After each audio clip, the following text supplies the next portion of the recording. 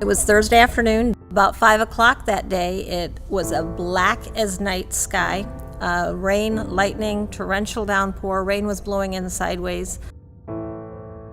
So we started walking through the building, trying to turn off the main electrical panels, and got to this side of the building in the sanctuary.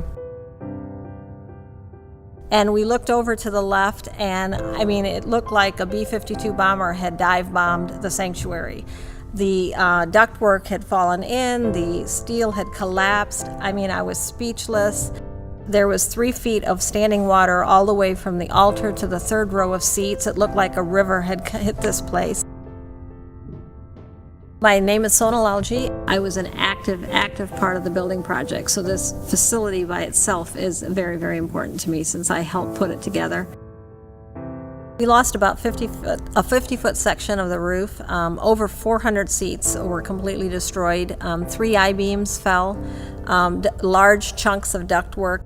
So it was a good corner of our sanctuary that was completely destroyed and demolished during the roof collapse.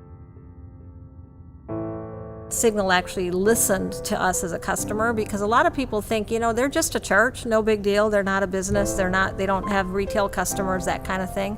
But our business is our membership. I was absolutely amazed. If you look in that corner today, you would never know the roof collapsed. I still have pictures of the initial collapse, and unless you saw the initial collapse, you would never know that anything happened in that corner of the building.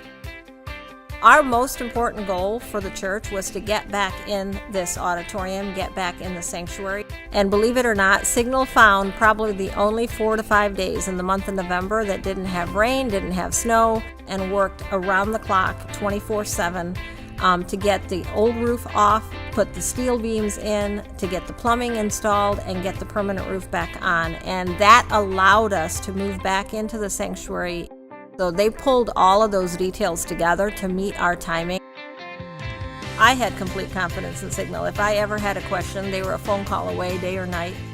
There was many times that I was texting or talking to their project manager at 8, 9 o'clock at night because I had thought of a question that I had. We were very, very thankful and happy and lucky to have Signal on the job. And it's funny, Brian, one of their lead people that I've been working with, we actually had our last meeting here on site yesterday, as a matter of fact. And as he was leaving, I shook his hand, but he looked at me, he says, "I feel like I should hug you." And I said, "Yeah, I feel the same way, Brian." So Signal they became family.